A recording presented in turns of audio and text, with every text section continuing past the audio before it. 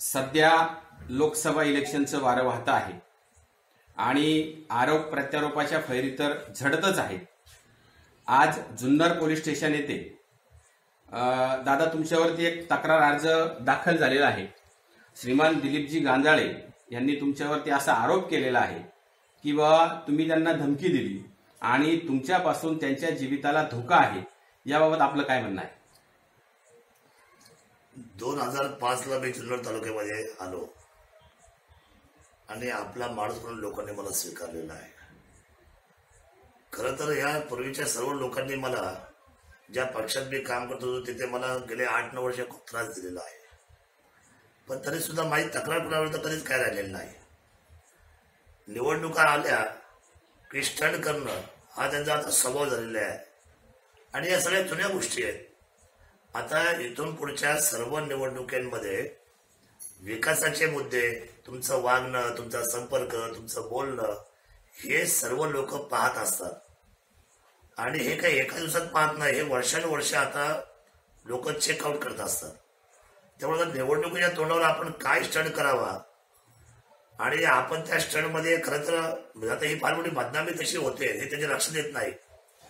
उद्या खासदारकीची निवडणूक आहे, याचा सेटबॅक खासदारांना सुद्धा बसू शकतो. त्याचं कारण काय आहे तर या सर्व जबाबदार लोकांनी अशा पद्धतीच्या खोट्या नाट्या तक्रारी करून आमदारांना बदनाम करण्याचा जो घाट घातलेला आहे तो वाईट आहे. असं काही घडलेलं नाही आणि त्या लग्न विवाह सोहळ्याच्या ठिकाणी हजारो माणसं होती. नमस्कार झाला याच्यावर काही चर्चा झालेली नाही आणि आजूबाजूला खूप सारी माणसं होती. परंतु त्यांनी त्या दिवशीच्या शिवसेनेच्या मेळाव्यामध्ये सुद्धा सभापती आशाताई बुचके 2 वेळा विधानसभा लढल्या, नंतर आजारी पडल्या. आजारी पडल्यानंतर सुद्धा मी घरच्या नात्याने, माणुसकीने, आपुलकीच्या नात्याने सगळे राजकीय गोष्टी बाजूला ठेवून मी त्यांच्या त्या आजारपणामध्ये परमेश्वराला प्रार्थना करून, डॉक्टरशी चर्चा करून त्यांचं ते हॉस्पिटल बदलावं म्हणून त्यांच्या कुटुंबाशी चर्चा केली. त्यांचे पतिदेव होते, चिरंजीव होते. शेवटी कुठंतरी ह्या राजकारण जरी तुम्ही आम्ही कितीही लढणारे असलो तरी काही भावना तुमच्या आमच्या एकमेकांशी जोडलेल्या, कारण या शिवभूमीचे तुम्ही आम्ही सर्वजण जाऊ. परंतु हे असं असताना देखील त्यांनी त्या दिवशी जे वक्तव्य केलं ते का केलं? गोदरेचं जे गाव आहे ज्या ठिकाणी कार्यक्रम झाला त्या दिवशी पण असं काही घडलं नाही. मी विकास कामावर बोललो आणि मी गांजाळे साहेबांचं नाव यासाठी घेतलं की म्हटलं गांजाळे साहेब मी हे जे बोलतोय विकास कामं एवढ्या उच्चवर घेऊन चालू ही खरी आहे. तुम्हाला जर कोणाला विरोधक म्हणून आक्षेप वाटला तर तुम्ही ह्या कामाची माहितीचा अधिकार वापरून ते तुम्ही कामं चेकआउट करू शकता. उलट मी त्यांना या बाबतीमध्ये उत्स्फूर्त भाषणामध्ये प्रतिक्रिया दिल्या. लोकांनी त्यावेळेवर टाळ्या वाजवल्या. व्यासपीठावर अतिशय आनंदाने आम्ही एकमेकांना हातला देऊन खाली उतरलो आणि मी ऐकतोय की शिवसेनेच्या मेळाव्यामध्ये लोकांपर्यंत काहीतरी वेगळं भासवायचं काम. तर या सगळ्या गोष्टीमध्ये मला तर असं वाटतं त्यांना झोपच येत नाही कुणालाही. एवढी विकास कामं चालू आहे आज तालुक्यामध्ये. संपर्क माझा आल्यापासून 2005 पासून कमी झालेला नाही. काल आमदार नव्हतो तरी संपर्क होता, आज आमदार झालो तरी संपर्क आला. विकास कामाची उंची आली तरी माझ्या वागण्यामध्ये, बोलण्यामध्ये फरक नाही झाला. कधी माझी कोणाची एक सिंगल तक्रार नाही झाली. पण तरी देखील सुद्धा पायाखालची वाळू सरकत असताना वेगळ्या आविर्भावामध्ये काहीतरी स्टंट करायचा, हे स्टंट आता जुने झालेले आहेत. लोकांना ते मान्य करत नाही.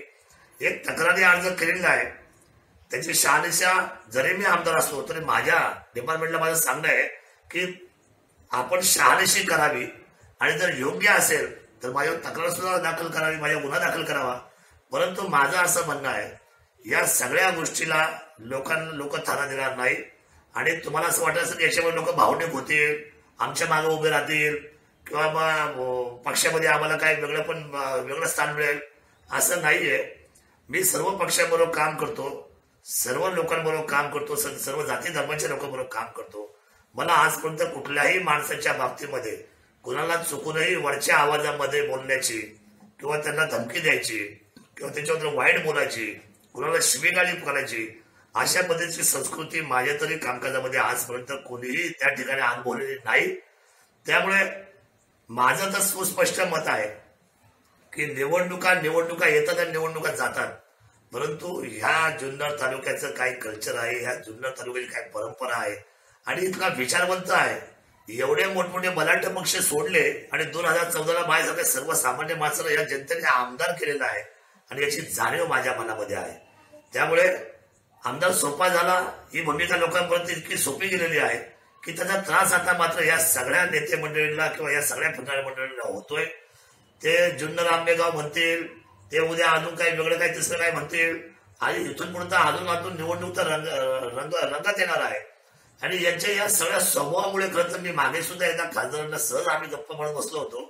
ते म्हटले की मला आमदार साहेब, मोदी साहेब उंचीवर असताना 2014ला मला बाकी सगळ्या तालुक्यामध्ये लीड आला, पण मात्र जुन्नरमध्ये अपेक्षेपेक्षा कमी मतदान आले. म्हणजे मला मतं मिळाली, दुसऱ्या पक्षापेक्षा त्या उमेदवारापेक्षा मला मतं जास्त मिळाली, पण 2009च्या तुलनेने मला जो डिफरन्स अपेक्षित होता तो मात्र मिळाला नाही. तर त्याचं कारण मी त्यांना काही बोललो नाही, मी फक्त हसलो त्याच्याकडे बघून. त्याचं कारण असं की या सगळ्यांचे हे स्वभाव बदलले पाहिजेत आणि पक्ष संघटनेमध्ये सर्वसामान्य कार्यकर्त्यांचा सन्मान होणं, तरच त्या संघटना खऱ्या अर्थाने फुलतात, त्या उभ्या राहतात. आणि काही मी आता मगाशी ती एक पत्रकार परिषद त्यांची ऐकली, काही लोकांनी ती लीड केली आणि पाठवलेली आहे, ठीक आहे. पण त्यांनी असं सांगितलं की आम्ही जी संघटना आहे ती त्यांच्या मागे उभी आहे. पण माझं असं म्हणणं आहे, मी गुलाबराव पारखेंना जवळ ओळखतो, मी शरद चौधरीला आम्ही एकत्र काम केलंय, संभाजीराव तांबेंचे आम्ही एकत्र काम केलंय. तर ही सगळी माणसं बोलून आम्ही किंवा आमचा श्याम पांडे आहे, ही सगळी माणसं खरं तर अतिशय सोयीवळ माणसं आहेत. म्हणजे माझ्या मनामध्ये किंतु परंतु कधीच त्यांच्या बाबतीमध्ये आला नाही. मग आमचा भारत गाडवे असतील, तुला ही सगळी काम करणारी मंडळी असतील. परंतु त्याचं कारण काय आहे तर ह्या लोकांना काम करत असताना त्या पक्षाचं मी जुनी शिवसेना सांगतोय की ज्या पक्षाला कार्यकर्त्यांना जवळ घेऊन काम करण्याची एक त्यांची पातळी, त्यांची भूमिका ही तळागाळापर्यंत कार्यकर्त्यांना आपलीशी वाटायची. पण आता मात्र त्या सगळ्या गडबड झालेल्या दिसत आहेत. कितीही जरी एकत्र करून सांगायला गेले तुम्ही तरी माझे सुद्धा संबंध सगळ्याबरोबर चांगलेच आहेत.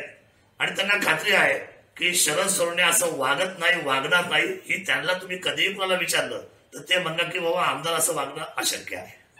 दादा, हे जे काय घडतंय याला तुमची वाढती लोकप्रियता कारणीभूत ठरते, काय सांगाल? नाही, आता खरं तर मी तर माझं आहे तसंच काम करतोय. मी लोकप्रिय आहे की नाहीये ही सर्व आता विकासाची कामाची पद्धत आणि माझा संपर्क आणि माझी जनता त्याच्यावर चर्चा करते. आणि सर्वाधिकार त्यांना आहे स्वतंत्रपणे. ते जर म्हटले की आमदार आहे तसेच आहेत, फिरतायत, संपर्क वाढता आहे आणि अतिशय सोप्या पद्धतीचे आमदार भेटतात, त्यांना मध्यस्थी पण लागत नाही आणि आमच्या सगळ्या सुखदुःखामध्ये येतात, तर मग अशा वेळेला ती लोकप्रियता खरं जी लोकप्रिय आपण ऐकतोय किंवा मी समजून घेतोय ती लोकप्रियतेचा अधिकार सगळा सर्वस्वी हा जनतेच्या हक्काचा आहे. मी तर आहे तोच आहे. माझं सातत्य ठेवून नैतिकतेने काम करणं, कर्तव्याने काम करणं आणि त्या कर्तव्याचं इतर कर्तव्य बजावणं ही माझी नैतिक जबाबदारी आहे. म्हणजे जो आज तुमच्यावरती गुन्हा दाखल झालेला आहे हा केवळ राजकीय स्टंट आहे असं तुमचं म्हणणं आहे? नाही, मी दुरुस्ती करतो आपली थोडीशी. हा गुन्हा दाखल नाहीये, हा त्यांना वाटलेलं मत एका अर्जावर लिहून तो अर्ज दाखल केलेला आहे. त्या अर्जाची शहानिशी करा असं मी आता पोलिसांनी सांगितलंय की त्याचं सत्य तपासा. आणि तसं घडलं नसेल तर मग हा जो स्टंट त्यांनी केलाय हा बनाव आहे, बेबनाव आहे. आणि मग हा बेबनाव स्टंट लोकांसमोर केल्यानंतर लोक सुद्धा मात्र या सगळ्या गोष्टींचा गांभीर्याने विचार करतील आणि हे होता कामा नये. माझं तर असं म्हणणं की शरद सोनवणे ही व्यक्ती बरे तुम्ही त्यांना मानू नका, पण जी मिळालेली खुर्ची ही जनतेची आहे. त्या जनतेच्या खुर्चीला आपण जरी मान नाही दिला, सन्मान नाही दिला विरोधक म्हणून, तरी अपमान मात्र करू नका. आपण सर्वांनी एकत्रपणे या तालुक्याच्या विकासाचा विचार करूया आणि जुन्नर कसं पुढे जाईल याचा आपण निश्चितपणे आपण सातत्याने सर्वांनी एकजुटीच्या जोरावर आपण या सगळ्या गोष्टींचा एकमेकांच्या आपुलकीच्या नात्याने या जुन्नरला पुढे नेण्याचा प्रयत्न करूया. शिवसेनेमध्ये मी काम केलेलं आहे, शिवसेनेमधली माणसं चांगली आहेत आणि मी जे काही आज वागतो आहे ही माझी लोकप्रियता लोकांनी ठरवलेली आहे असं दादांचं या ठिकाणी म्हणणं आहे. कॅमेरा पर्सन दादाभाऊ मुलमुलेसह मी गणेश चोरे, I1 न्यूज, आळेफाटा.